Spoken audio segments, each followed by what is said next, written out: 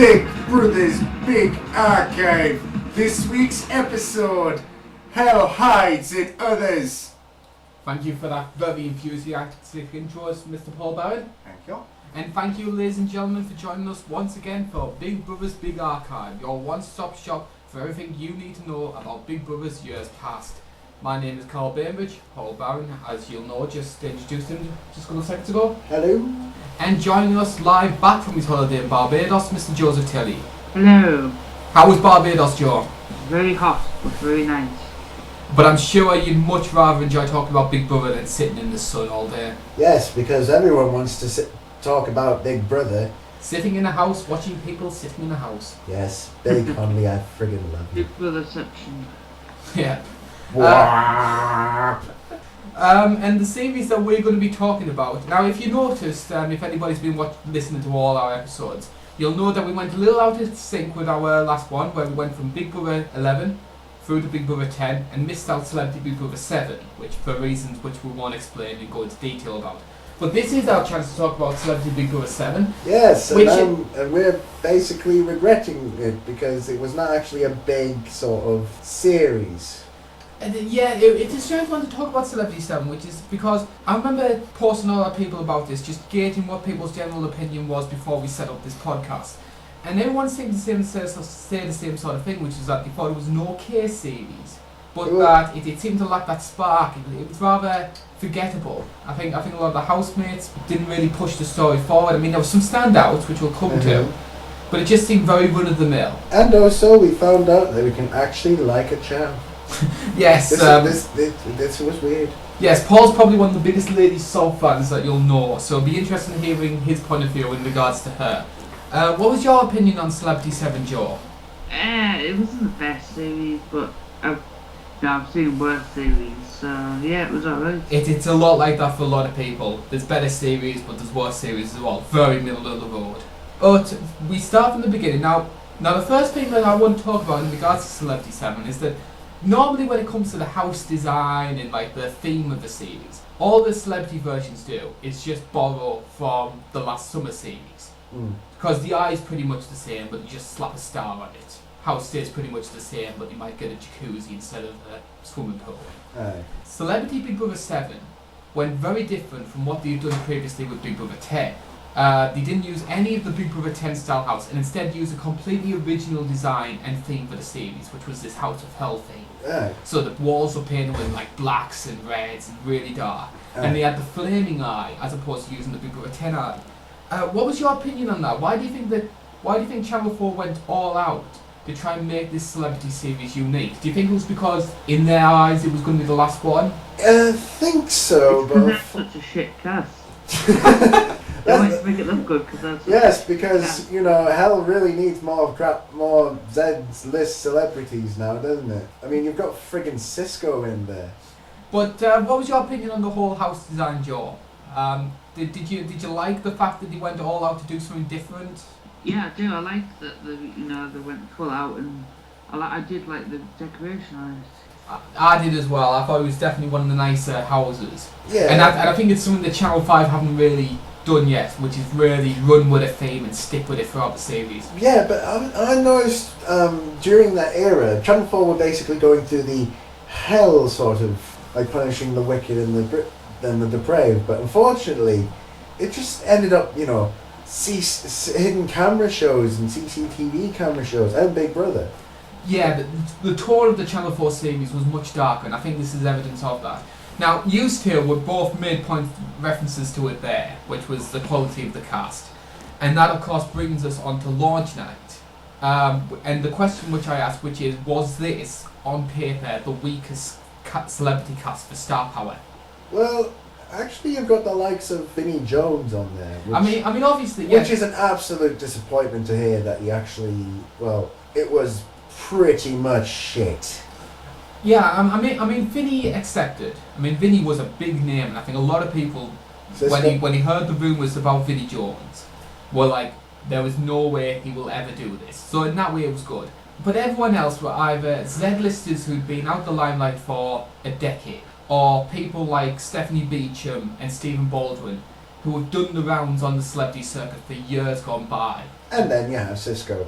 The Um, man who was singing about thongs is now on Big Brother. but what about you, Joe? Like star power with this celebrity series, where do you stand on it? There was a few, that were really star power. Yeah, as you said, Vinnie, Lady Solve. You're looking for that. The world's Stephen most Baldwin. sexiest chav in the world. Is that why you're so fascinated with Saw? She's just. It was a metamorphosis from. Oh my gosh, this day is getting older and there's no turning back. From oh my god, where have you been? Yeah, Saw was one of the big surprises for me, but we'll come back to her in more detail. Before we start, the actual series, there's a bit of controversy that happened before the series. That was of singer George O'Dowd, aka Boy Oh George, yes, Boy wanted George. to be on the show, but he was turned down by probation. Yes. I remember reading about that, and it would have been a shame as well because I think Boy George could have made a great housemate, personally. Yes, he would have, yeah. With his sort of weird outfit design, and also the fact that he sort of sounds like the drugged up version of Christopher Biggins. I was wondering where that was going to go, Paul. He would have probably brightened up the place, but no, we have Vinnie Jones. Yes, we're not Vinnie fans on here, and I think that's going to be coming quite clear as we go through the podcast. True, he did some good movies, but it doesn't matter what you did before then. What matters is how good you are as a housemate, and Vinnie wasn't the best. There was one other thing apart from Chairgate with Vinnie. There was actually it was funny because another controversial point, which was verbal abuse of Davina saying she walks like a retard. Oh, that's low. That's low. That's definitely low. But mind you, she wears more latex than a dominatrix. So and what's wrong with that? Touche. Yeah, Touche. Complained about it, and Big Brother got in trouble again off Foxconn. Yes, Big Brother in trouble. Why doesn't that surprise me? This is what we love about Big Brother. It's so friggin' off the wall ballsy that they could probably piss off one of the major communication firms, Ofcom. But now it doesn't take a lot to upset Ofcom. Let's be honest. Yeah, good point. In fact, this would probably be pissing off Ofcom at the present moment. Thankfully, nobody listens to us, so we can't get in trouble. So in other words, suck my big massive And it doesn't matter. Nobody will know.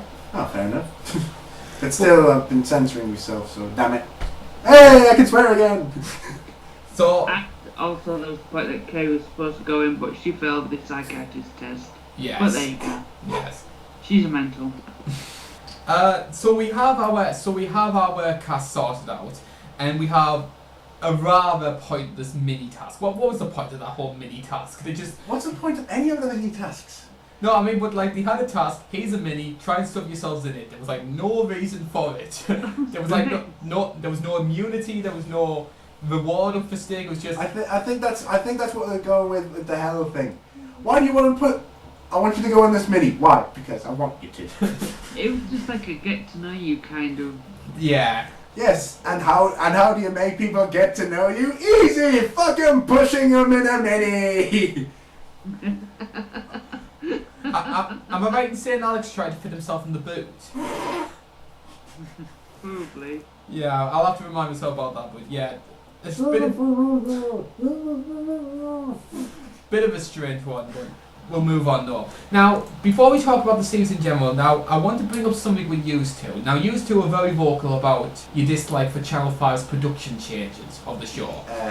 But seeing clips of CBB7 myself, there were a lot of these production elements which first came into force during CBB7. Like, they were the first to introduce the idea of musical montages, increased incidental music. I think they used a couple of flashbacks. They weren't like excessive with it like Channel 5, but a lot of these grievances that we always place on Channel 5 originated from a Channel 4 series. Hence why this is called the Hell thing, because it's starting off the biggest pile of bullshit in the world. All we just need now is one name tag later, and then poof, there you go. But why do you think it was that people were okay with it during the Channel 4 series, but found it intolerable for the Channel 5 series? I think it was because of the fact that it was change. You know, you change one small aspect of the thing, you go, Big Brother, you're so brilliant. Goes to Channel 5. You flew too close to the sun, I'm sorry. Just that sort of thing. I mean, yes, Channel 5 have been a bit excessive, but the point is this was a Channel 4 thing which people seem to like, yet it's something that's seen as a bad thing with Channel 5. Where do you stand, Joe? I think, what Paul said, it's like basically that, yeah. Yeah, it sort of Icarus, it flew too close to the sun, and, the eye set on fire, so there. They took a photograph of it. Yeah, and used it for the logo. Go, Big Brother, be free! Oh, we'll use that! We'll use that for the logo. Now, someone who would probably believe in the story of Icarus brings us on to our next category. We have to talk about him. Stephen Baldwin. Oh my god, this man is, right, like his brother, right, is fucking nuts! Stephen Baldwin is honestly one of my favourite celebrity housemates ever because he was just off his rocker, brilliant. Exact. You were going to say something, Joe? Yeah. I can't remember one memorable film he's been in. I know he was The Usual memorable Suspects. in the second shittier Flintstones film.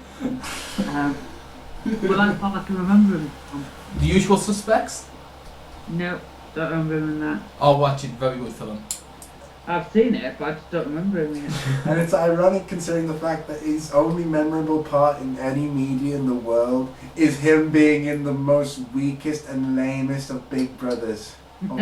Big Brother series. It's like basically, oh, you were a good actor, then find out you're even better as a reality show guy. Well, he has. He's pretty much made his whole career off it. He's been like 2 Celebrity Apprentices. He's been on Celebrity Big Brother. He's done the American Idol Celebrity. Basically, Baldwin's made his career over the last decade just starring in reality TV shows. Next thing you know, you'll probably see him in a spin-off of Honey Boo Boo. Oh my god. Oh, don't remind me of Honey Boo Boo. As much we joke about Stephen Baldwin for what he's done in his career, how do we judge him as a housemate? Because I just thought he was absolutely brilliant, great entertainment. Cartoon villain. He was the cartoon villain, right? He wasn't subtle about being a dick, but he wasn't actually being.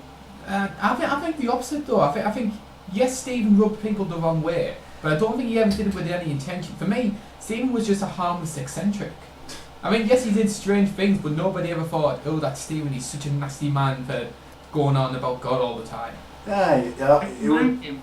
What's that, John? I didn't mind him, but his constant Bible bashing was really, really irritating. Which brings me on to a point which I want to bring up, which is that did anyone find it a bit uncomfortable the way that Stephen's love of God and his born again Christian status was portrayed as a bad thing rather than as a good thing? Well, this is Channel 4 we're talking about. It is a bit of a bad thing considering the fact that the good Christian religion actually sort of teaches about getting on with others. Oh yeah. Being a better person. But what I'm saying is this is in my eyes a good thing, and yet it was portrayed on the show as like, oh look, that's Stephen Baldwin going on about God again. I mean, could you imagine if a Muslim man praying all the time was portrayed in that way? It would be a bit uncomfortable because we ever since certain events that we can't say on here because we'll probably end up making a backlash of. We're getting more diverse with religions instead of just being the one religion all the time. Yeah. What about you, Joe? You obviously mentioned it there. You weren't too keen on Stephen's born again Christian and preaching. Yeah, I just found it a bit. He came on to do Celebrity Big Brother, not Celebrity Bible bashers. For some odd reason, I got a song. My God's better than your God. My God does this than your God. Did anyone think that they went to the whole House of Hell thing knowing they get Stephen Baldwin on there? like a born again Christian in the house of hell. I did everything right. Apparently you didn't. But I mean, it helped create some of the great memorable moments that Stephen did there. I mean, I remember like there was a picture of the devil on the diary room door, and I remember Baldwin going, "You're a loser." Yeah. And like for 5 minutes, just holding a Bible up at the camera. I am the Messiah. Bow down to me. But great fun, and that just sums up Baldwin for me. He was harmless. It was just harmless eccentricity. Exactly. I don't think there was any malice in anything he did.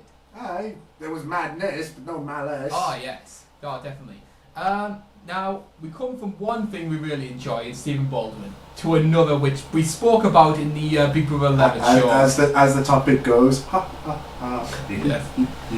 We move on to something we both enjoyed, and we talked about it in the Big Brother 11 podcast. The Tree of Temptation makes its first appearance this series. Now, this is the first time we knew what to expect when we got on Big Brother 11. But when it was Celebrity 7 and we got these first tasks, we got this production-driven storyline created with the tree. Where did you stand on it when you first saw it? Were you welcoming the idea? I just see one of us. If ever one of us actually goes into Big Brother and they have the Tree of Temptation, I would really buckle if one of us went, right, I've had enough. Wait, what are you doing? What are you doing? Oh God, it's warm. Oh God, no. Oh, you'll be a bastard now, eh? Oh. Because I don't know about you, I think it worked better in Celebrity 7. Because I think by Big Brother 11, everybody knew what to expect from the tree. And I think they sort of like hung around the bathroom waiting for the tree to give them a task. There wasn't really that in the Celebrity version. And I think it worked better for that. And the standout for me in terms of the Tree of Temptations tasks was Jonas's in week 1. Basically, what happened was that Jonas was told by the tree to try and sabotage the evening meal, put chili powder into it so it tastes awful. And Jonas was just like, I don't want any part of this, and he just comes straight into the room, tells people, I have this task to sabotage the meal. I don't want to do it. I want to get on with everyone. Balls. And of course the tree says, you didn't do the task, what you're playing at, we're going to punish you. So he tells Jonas he has to, himself and another person of his choice, in this case Sov, have to spend the night in the task room. And of course all that's in there is a bed, and they have to stay there the night. And all they play over and over and over again is Jonas's song, All I Ever Wanted. Oh and God. For me, that just sums up the tree, and that was for me the moment the tree just became absolutely brilliant, because that was a funny moment. God help them if they played Lily Sovereign's one. Oh my gosh, my days are getting hungry now! Where did you stand on that task, Joe? I think it was great that, the tree could be nice if you did the task, but it would be really, really mean if you didn't. And that was mean, that, because let's be honest, that All I've Ever Wanted is a pretty power pop song, isn't it? Oh yeah, well at least it ain't Bass Hunters. Well, he is Bass Hunter. Oh. Oh God. Yes, Jonas Alberg and Bass Hunter are the same person, Paul. Oh. I'll tell you a funny moment I always remember about this. I mean, the task itself is funny, but one thing I always found randomly funny was when he was sleeping through the night, Jonas of course slept in the big bed. Sov slept in the drawer. I always found that funny for no reason, just... It's just... Oh, you're so tiny and so sweet. So tiny, so sweet, I put you in the little sock drawer. Night Sov. Night Sov. Oh yeah, good task, and summed up the tree brilliantly, and I think a lot of people will agree the tree was a great addition to the show. Aye, so whoever has that chest of drawers now, please put it on eBay so... I think it's a Channel 4 prop, I think it's in their props department. Aww. Bye-bye tree, you bunch of wankers. So yes, yes, bye-bye tree, and hello the hunk-off. Which was a mini task to set up. But basically, all the males in the house had to take part in a Big Brother's Best Male competition, which was basically a play on the whole beauty pageant things, but it was the men doing it instead of the women. That was women's rights. Oh. Yeah.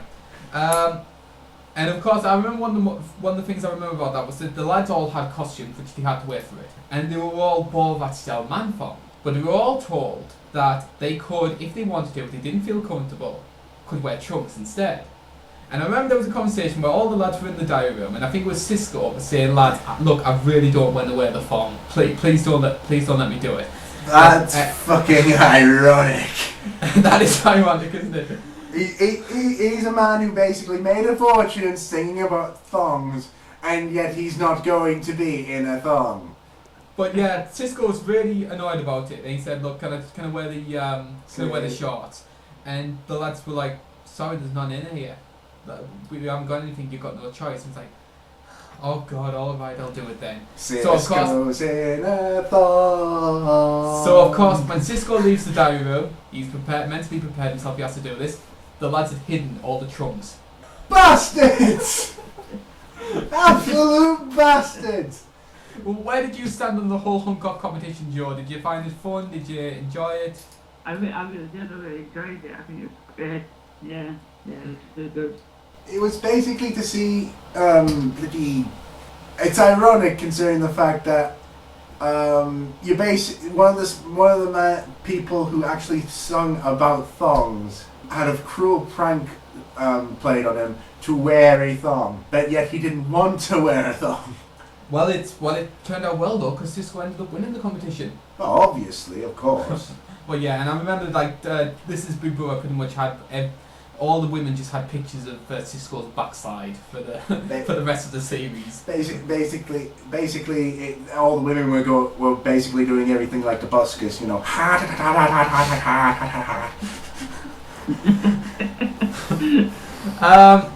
Now we move on from the hunk-off and we move on to another task, which was the variety show, and which of course gave us the chance to introduce Ivana Trump into the show. Now, what was your view on this? Because I found it quite strange that it was 6 days in and they chose to bring in another contestant into the show. Do you think they maybe jumped the gun a bit? Because considering the fact that it was Ivana Trump, which sort of says, "I want to be on Big Brother. Do you have an audition? No. You have got a lot of money? Yes. Well, here you go. You're in Big Brother now."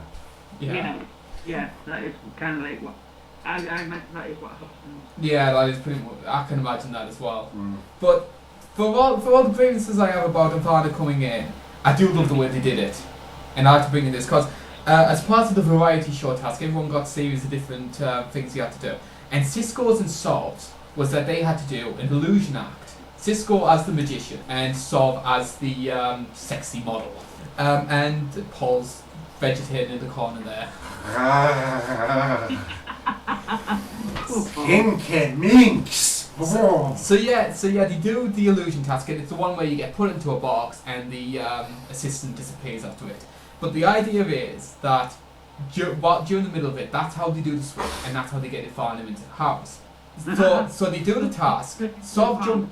What's that, Joe? The Sob turned into Ivana. Yeah, but I remember It goes. the and train it's all like, down. oh Lord! Oh! But the one thing I have to say. Sob turned into Pete Burns. Oh! Oh! Oh Lord! Oh God, I'm imagining Pete Burns in the sexy magician's outfit. No. Oh. Just, oh. Well, let Paul calm down and I'll just say something which I loved.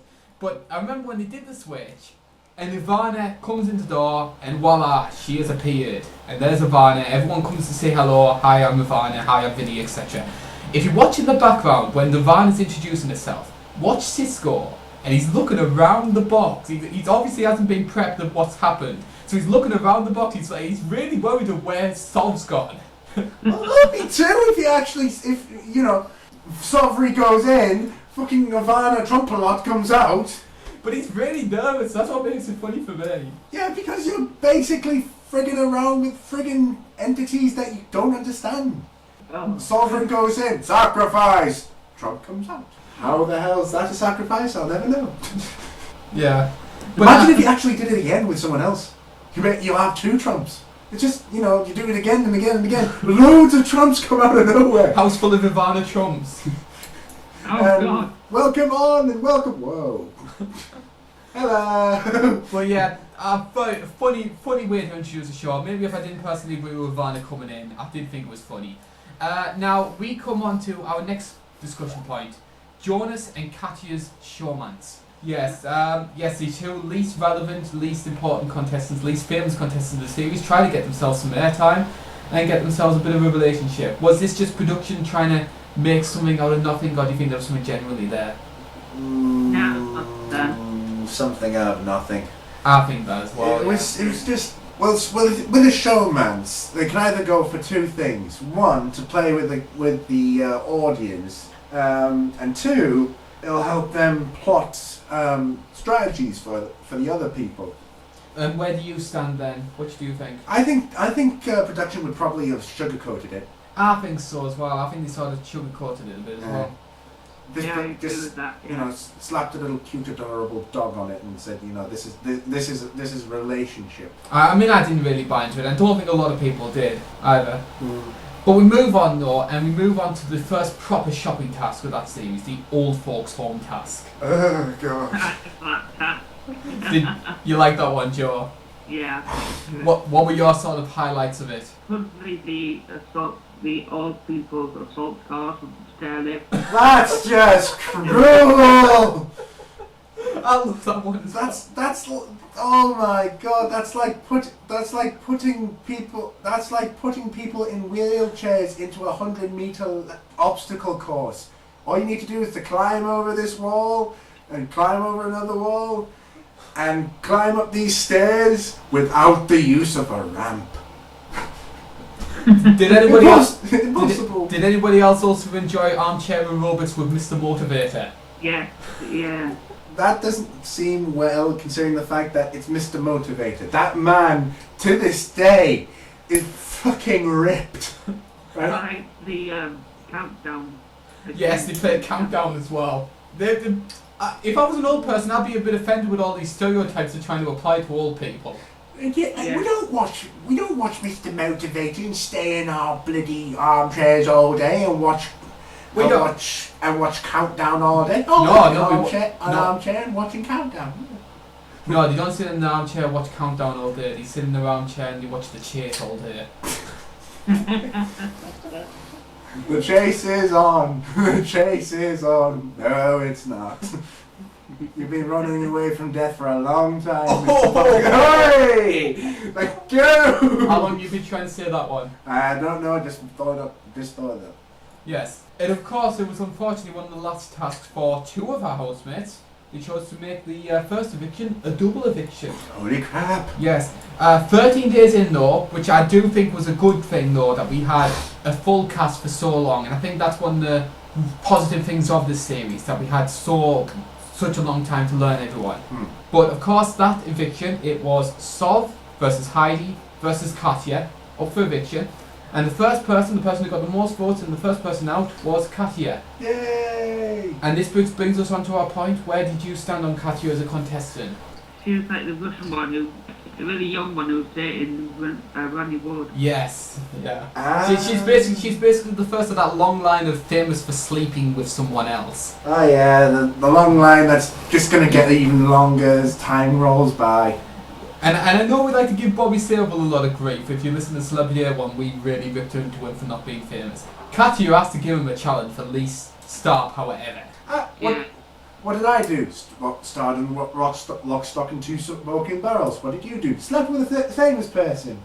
Yeah. But I think at the same time though, I think when you have that little presence about yourself, you're basically starting from the bottom. You have nothing to lose, and I think Katya sort of showed that, like with the Jonas stuff. And I mean, she wasn't a particularly nasty girl. I think she seemed pleasant enough, but she was always going to be the first person out because of the star power, because of how she was famous, and because she was an attractive female in a vote to evict. No way, I think that Heidi should have gone first.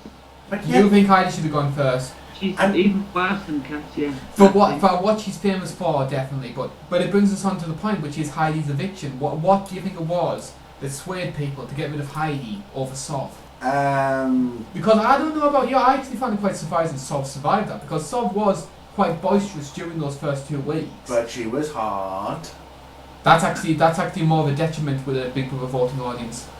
Yeah, good point. But still, I think it's not. Do you think Heidi suffered from the fact that she came in with a lot of hype because of her background and her history, and she just seemed a bit dreary? Because I don't know about you, I was disappointed with Heidi as a contestant. Pleasant enough, but not exciting. It's like mini-me, innit?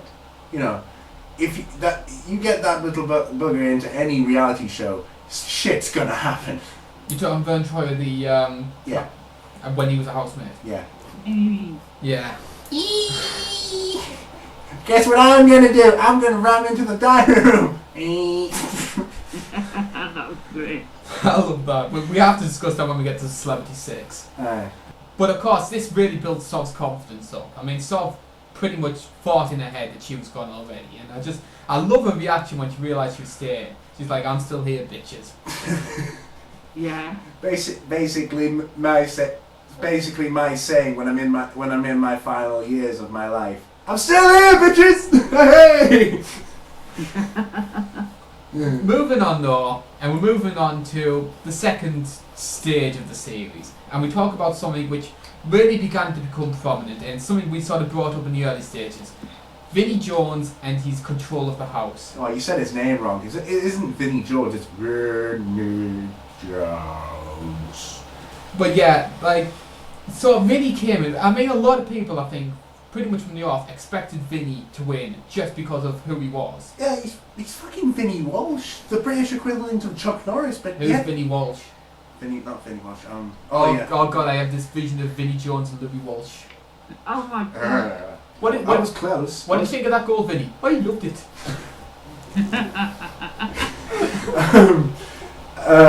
Vinnie Jones, was considered an absolute badass, but he was just a disappointment on this series. It was just, so much hype, and then suddenly... And what do you think it was? Why did Vinnie not deliver? Do you think it was just because he was just a dreary person in real life? Do you think it was a control thing? I think it was just because of the fact that he was practically playing a hard man the whole entire time. Yeah. But joyless. I think that's the best way to describe Vinnie. Yeah, absolutely joyless. But I think the biggest grievance I had though with Vinnie's control over the house was that there were a lot of people in there, I think Nicola in particular, and we caught and Cisco, but we'll come to him later, who really had issues with the way that Vinnie held stranglehold over the series, but yet never dared question him about it. I don't know if it was because they were scared of him, because Vinnie was a supposed hard man, or whether they didn't want to be seen as going against the popular housemate. I think it's because of the fact that, if they actually said something about the way that Vinnie Jones sort of basically became the dictator of the house. Not in the Frankie Dettori way. Not in the it's just him with his big massive. It's just it's not in a Frankie Dettori way, but it's just sort of the fact that he was a bit of a tyrant when he was in there. Yes, definitely. But no one dared question him about it. The best way to describe Vinnie, the housemate I can most compare him to in terms of stranglehold, John James. Because John James held a very similar stranglehold over the house and wouldn't let anybody dare question him over his behaviour, and Vinnie was the same. A sexist arsehole pig? Yes, but he wasn't as obvious. Yeah, fair enough. Yeah.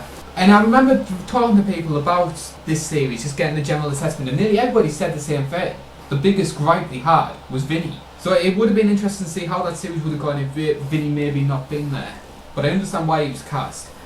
Now, unfortunately though, there was another series of evictions, and unfortunately it didn't involve Vinnie Jones, it involved Lady Sovereign once again. No. Going up against Nicola T, and of course, being the far more outspoken contestant, Sov ended up losing her place in the house. No!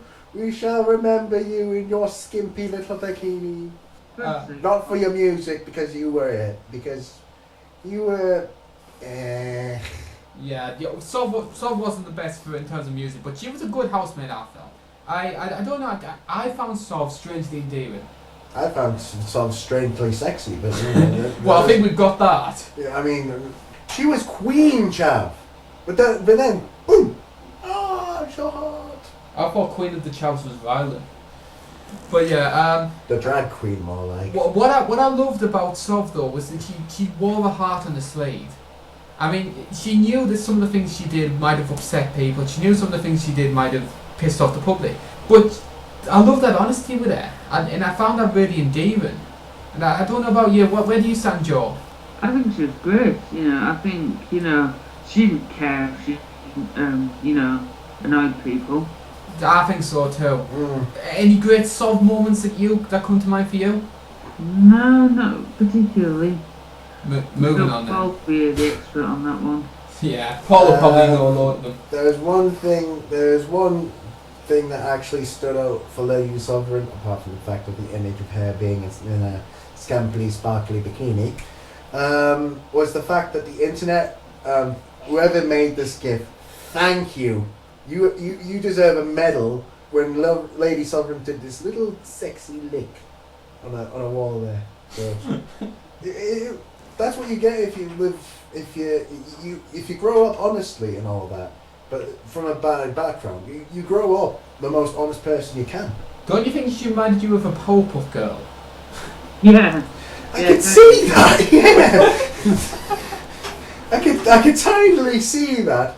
Powerpuff Girls, move out! Oh wait, I'm in Big Brother. Never mind.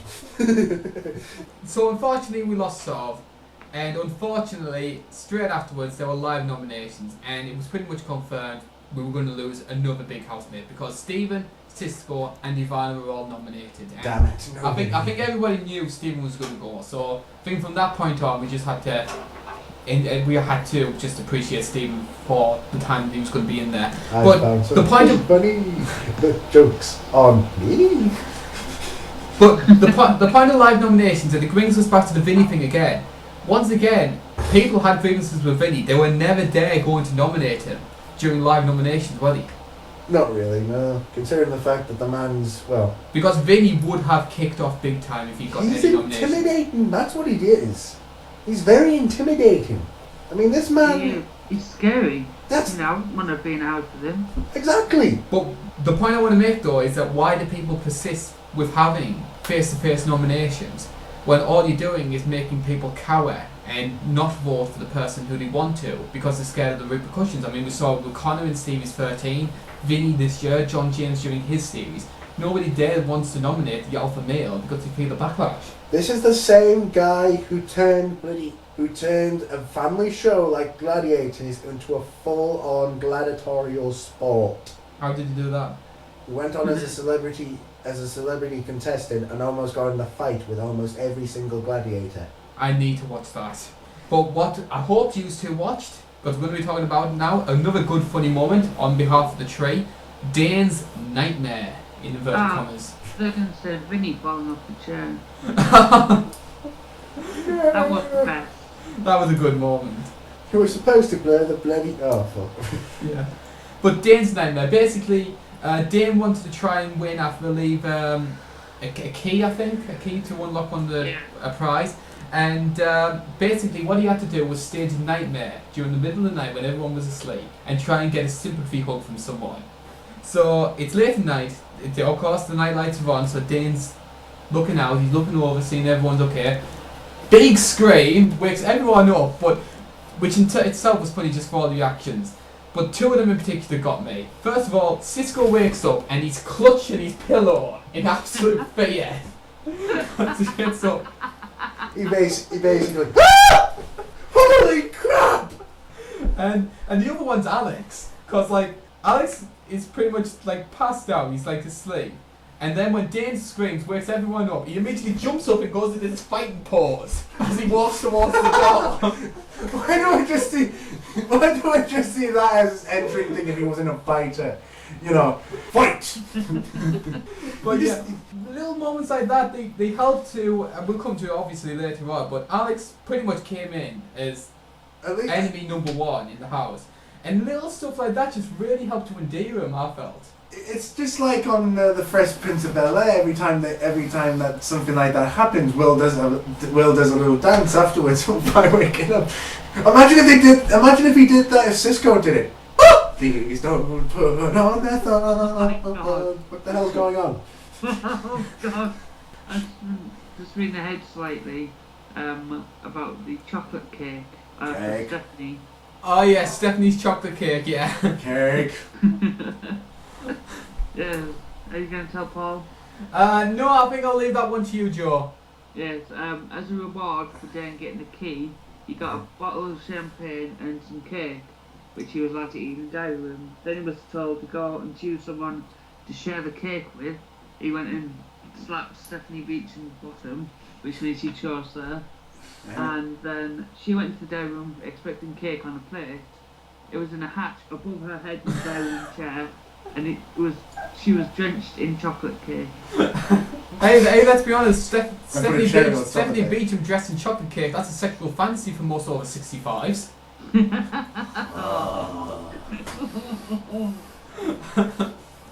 Well, I'll move on. Yeah, But still, it would be a little bit more. But it would be a little bit more hilarious if you just saw a hand with some whipped cream going. There you go. Have your cake and eat it. We'll move on though, and we'll move on to something which you sort of touched on when we talked about Vinny's control of the house, which was the development in that later stage of a Vinny versus Cisco feud, which was basically that Cisco became the first, and let's be honest, only person to really call out Vinny on a lot of his behaviour, and I felt this feud was really beginning to build a lot of steam. Going on, where did you stand on the whole Vinny feud? Did your opinion improve of Cisco because of it, or? To tell you the truth, I've been using Cisco for the past few moments as a joke with the thong thing. Yeah. But hearing about the fact that he actually stood up to Vinny and saying, "No more of this crap. I have had enough," sort of thing. So it gives me a little bit more respect for him. I felt so as well. I think Cisco had been positive. I think a lot of like the older females liked him, but he didn't really do much. That was his big moment. That was his big story in the series. Yes, and that man likes his thongs. Yes. Even though he doesn't want to wear them himself. Hypocrite. Yes. Do you like thongs on women? No. You don't like to wear them? Yeah, fair enough. Well, what about you, Joe? Why did your opinion of Cisco change because of the whole Vinny Cisco feud? I think it was good that he stood up for Vinny because he was a big bully, a big panto bully and panto villain. I think it was really good of him to stand up to him. So yeah, fair dude. Yeah. Do you think it helped his stand in the house because he was nominated? He was going up against someone who was quite popular on the outside. Do you think it helped to get him evicted? Yeah, kind of in a way, but he put Vinny in his place before that, so you get good on him. Yeah. But we come to the eviction, which was made into a double eviction. Mm-hmm. And of course, Stephen is obviously the first person to go, and that I think the house really suffered because of it. Because let's be honest, Stephen was off his rocker brilliant. Why do I just see him exiting the house in the same way he wakes up in the morning? This is it just you can just see him. I picture him coming out with his Jesus arms like that. I am the Messiah. I am the Messiah. Fight Most me. people think a mixed celebrity and normal Big Brother, all stars again. They had Freddie and Stephen in the house. Oh, that would be absolutely brilliant. To be honest, I'm actually surprised Stephen Baldwin wasn't contacted for Ultimate Big Brother because he probably would have done it as well. Aye. But the one thing I would love to see, rap battle. Those two. A Freddie versus Stephen Baldwin rap battle. I could just see that happening somewhere. I can just see that in the next few. Listen to me, Channel 5. If this doesn't happen, you are very, very, very, very sad because I would love this to happen. Prepare to be disappointed then, Paul. Oh. Any great Baldwin moments that come to mind for you? All of them. Yeah. All of them, because quite He was frankly, mad. It was brilliant. I mean, he's not. It's just the one moment that saw Sean more, which I've been doing all through the day. I just think it's funny the joke's on you. Yes, it's just he's not being so nonchalant about what he's just been heard. It's just the fact that I've got something funny. The joke's on you. Basically, he just comes out the diary room singing this little ditty to himself, and everyone's just looking at him like, what the hell is he on? I mean, Dane Bowser's reaction is just brilliant. Like, what the hell? It's just, it's just, you see him come out of that room and you just think, what's Big Brother been doing to you? What's Alec, Danny, and the rest of the family been doing to him for the last 50 years? Well, it's obvious with Alec because, quite frankly, he's more insane than his fucking brother. In fact, let's be honest. During the last celebrity series, don't bother getting like Towie actors or anything like that. Just get all the Baldwins together. In fact, yes, I would watch that.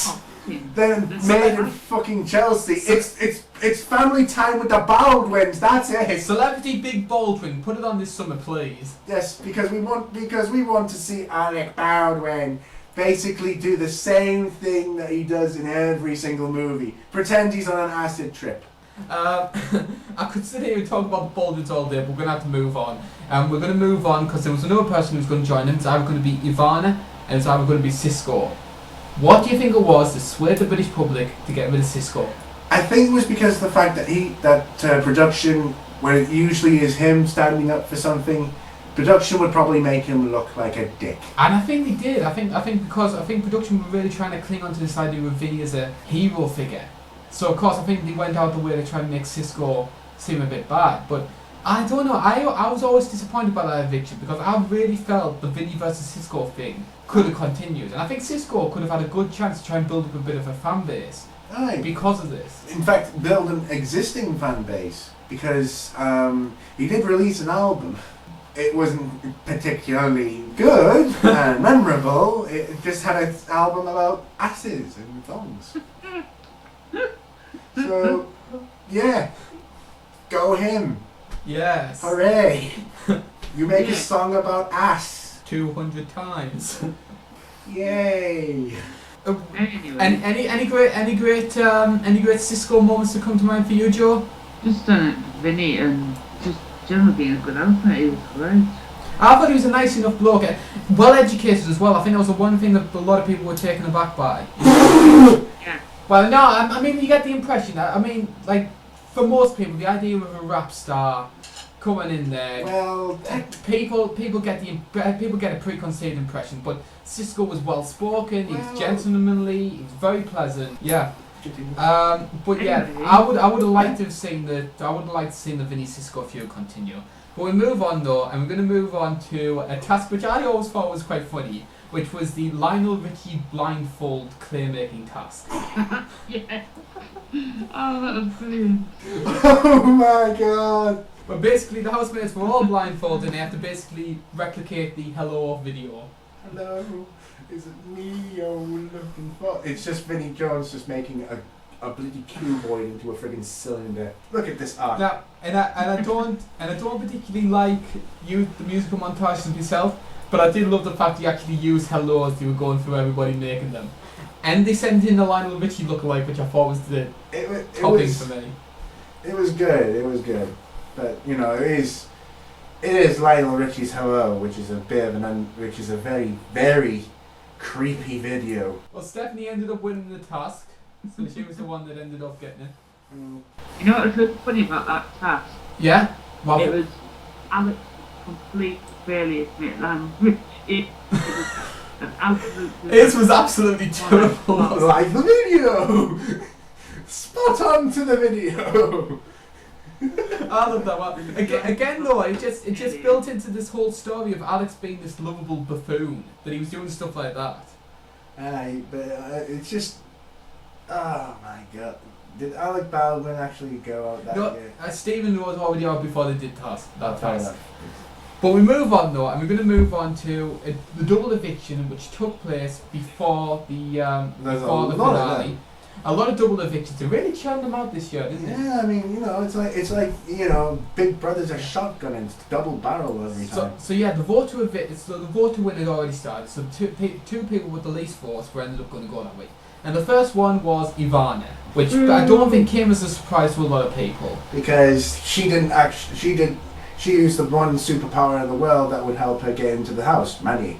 Lots of money. Yeah, Donald's money. Donald's money. Donald's divorce money, I should say. Oh yeah, because it's... But yeah... You're fired as my wife. What? Your Greg's a crap. Now, Ivana didn't do that much, and I think a lot of people felt she was a bit disappointed because everyone expected her to be a bit Bitchy. off the wall, a bit kooky. She was harmless enough. She seemed pleasant enough. You know how like you get paid to go in hand? What's that, Joe? Now celebrities that get paid to go in this house and like live there for 20 days. Yeah. Why would Ivana need to do that? She's married to a rich man. Well, she was. Well, yeah. I don't know. I don't know the casting process. I assume because he thought Ivana was a bit quirky, she'd had the divorce case with Donald, built a bit of a name for herself, so I thought, here's someone who's a bit off the wall, a bit weird. She'd be a great housemate. I think that's why she was cast.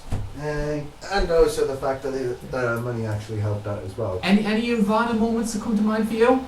No, not particularly. What about the nude painting task? Oh God. Oh, so many rolls. Well, no, she wasn't that fat. Well, in that case, then. Was she sort of milfy or was it just, you know? Well, No. I think she made the top 100 of the Big Brother hotness ranking. Top hot. Fuck that shit. But then again, so did Brian Bellow, so... God. Yeah. Not Brian. Oh. When we move on though, and it's the first part of what is one of the funny Big Brother moments, especially probably the funniest moment of that whole series, which begins with Nicola's eviction. Right. Which Oh God, I think I know where you're going with this. yes, so production told the housemates that there would be an eviction, and that was Ivana. So production assumed that was it. So then they called Nicola into the diary room during the middle of a task where they had to dress as barnyard animals, and Nicola's dressed as a chicken. So Nicola goes in the diary room and she's told, "You're evicted." She gets out the costume, leaves the house, and he does the interview, etc. So the point is, the housemates of course don't know Nicola's been evicted. So Davina herself goes into the house to take Nicola's place in the chicken costume. So Davina comes into the house, and the housemates immediately kick on. Hang on a minute, that's not Nicola in there. So of course they're curious, and they all try to see who this person is, to try and catch Davina. And basically, as the credits are rolling at the end of that episode, Davina's like ducking and diving, trying to avoid everybody, trying to run into the corner to get away. And as the show goes off the air, it ends with Davina in a corner, cowering, as the other housemates, dressed as barnyard animals, slowly approaching like a sinister manner. It's one of the most surreal, funny Cue moments. the Dr. Appleby song. It was like Animal Farm. Have you ever read George Orwell's Animal Farm? It was like that. I actually saw the animation of it. All the other animals ganging up on the chicken. Why are you ganging up on me? But yeah, I just found that really funny. I don't know about you. What about you, Joe? Cue Dr. Appleby's I thought it was great. chimes. I thought it was funny as well. Yeah. Yeah. And of course, if you remember, who took over from Davina once she entered the house? Emma Willis. Really? I wonder where they got the idea for Emma to be the host from. Yeah. That have an interesting touch for Emma Willis's first Big Brother presenting experience there. But yeah, funny task, good fun, good to see Davina actually as a housemate somewhat. As she ducks and dives and pops and locks like she was basically in diversity, but still ended up in a corner, almost getting killed, almost getting quote unquote molested by Dr. Appleby's barnyard patriots. It's just, you know. I just hope that she was pregnant during this time. I hope not either. You know. The baby's going to be wearing a crash helmet after that, man. Fucking hell. Yeah, great task. We'll have to move on though, and we're going to move on to finale night. 5 people remaining, which of course was Alex, Dane, Jonas, Stephanie and Vinnie. And of course one of the other things that this series introduced, something that would later be used in the Channel 5 series, music as they came out the house. Just thought I'd bring that up there. A lot of the Channel 5 production decisions came from this series. I just thought that was interesting. But we move on, and we're going to move on to 5th place, which is Stephanie. Now Stephanie, the last remaining female, ends up getting 5th place. What did you make of Stephanie as a character, Paul? Because, I don't know about you, I thought she was great. I really liked Stephanie. I liked Stephanie. She does seem a bit of the typical idiot blonde, but No, but idiot blonde, I wouldn't get that impression at all. Well, she came into a room finding out that there was cake, but instead the cake fell on her. That could have happened to anyone, though. Would have been more Yeah. hilarious if it happened to Vinny. Yeah, that would Actually have cracked a smile for once. I imagine Vinny would find no enjoyment if the cake splattered on him, I trust you. Why do I just see him? He's just sitting there with the same face on. I mean, cake drops down. Really? Really? What's next? Whipped Your cream ball- and a cherry? Paul, you bon Joe. Aww. Sorry, it's not that. It's okay. So where do you stand on Stephanie Joe? Because I don't know about you, I thought she was a great contestant. I think she was great, you know. I think, you know, she's one of the more interesting characters of the series. Definitely, I love some of the stories that she had to tell. The best way to describe Stephanie for me, cool grandma. Yeah, she was one from Dynasty, wasn't she? Yeah, Dynasty, and they actually Yeah. played the Dynasty theme as she left the house. That's Dallas. And pretty much the same show, you can get away Yeah. with it. Yeah. All you have to do is change the colour of the hat. Booyah. New show. But yeah, I like Stephanie. I thought she was a great contestant. Interesting. More than anything else, interesting. I could never have imagined her winning though. I just don't think she would have appealed to that Big Brother, mainstream No. Big Brother audience. It does seem that she probably wouldn't fit the bill of the winner of Big Brother. But, you know, she was entertaining when she came I out. thought so. And from Stephanie, 5th place, actually all male Final Four, which I found very interesting as well. Because Vinny's more stubborn and, well, getting rid of something out of the bottom of a barrel or something like that, so, you know. Yeah. But 4th place was Jonas. Now, Jonas had a lot of good moments early in the sort of thing, the Tree of Temptation task, the little thing with Katya. But I don't know. The fact that she was forced to listen to his song over and over and over again. But after that, he just seemed to die a bit. I mean, Jonas's relevance to the series really went off the boil after that. It sort of goes, sort of like a rock of firework that went on for a bit of a long time and then suddenly. Oh yeah, I mean, can you name any great Jonas moment during the later half of the series? Not really, no. You sort of. Tell us about it, Joe.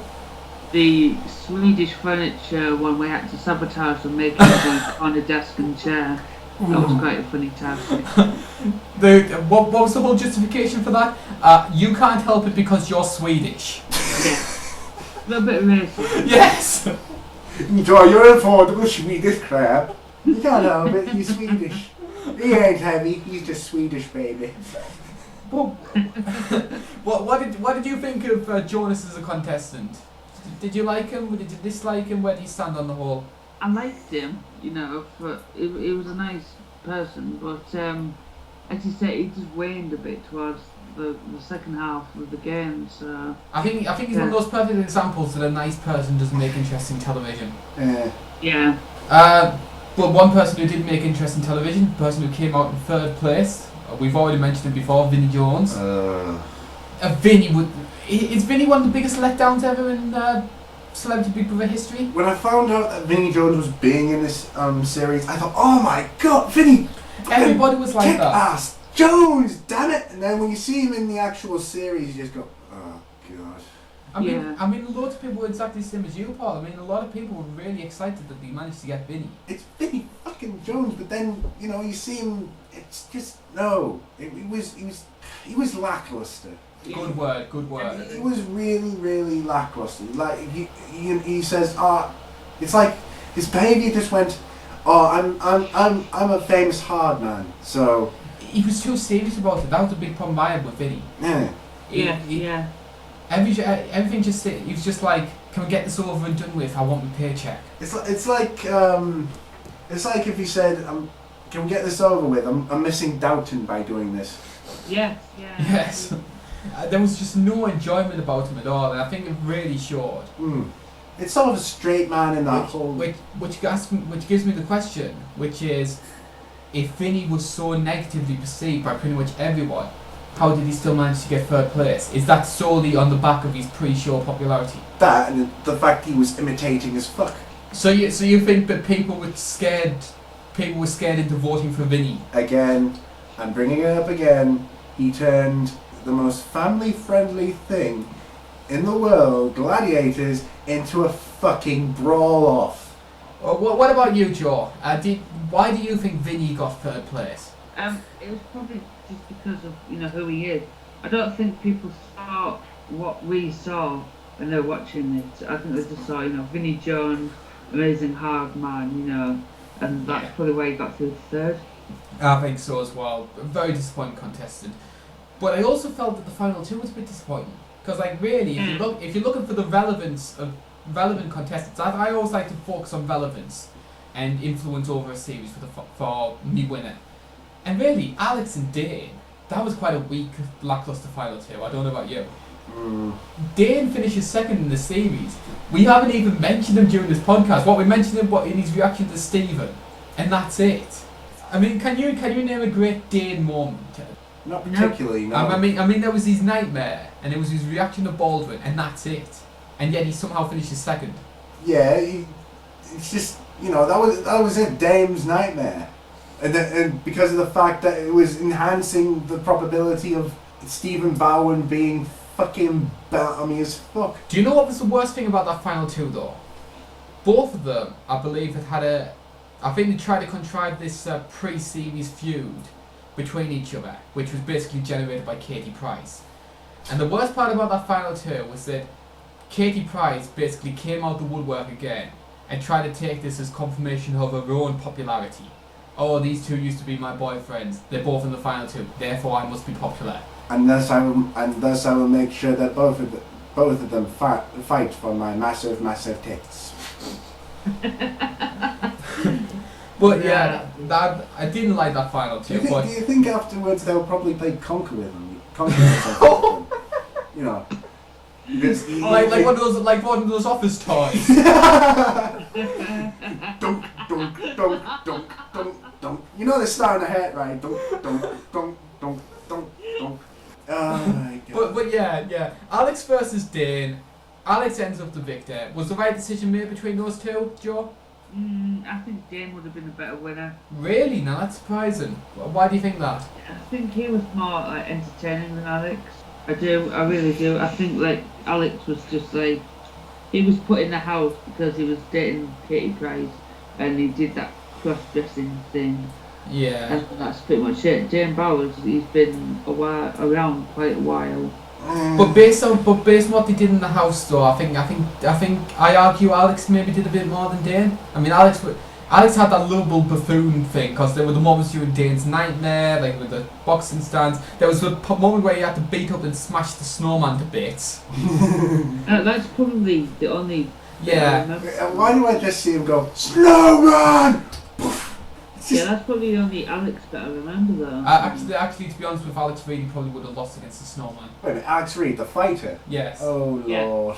No, I just see a dual speed bag with that. But yeah, you might disagree, George. I thought between the two, Alex was probably the better of the two. Yeah, but I do think it was a weak final, regardless of who was going to win. With a very strong very strong people. Personally, if I had my choice, Stephen would have won that series easily. Because Stephen was by far the most entertaining contestant. Because he was so balmy as fuck. Oh, yes. But I would love to see Stephen win. I would have loved to have seen it either. Where do you stand on Alex as a winner? Is he a top tier winner? Is he a lower tier winner? It's sort of a lower tier because of the fact that the only thing he had going for him was the fact that he jumped out of bed and done the fighter pose. It's sort of, a premeditated thing. It's just well, you fucking. I'm going back to.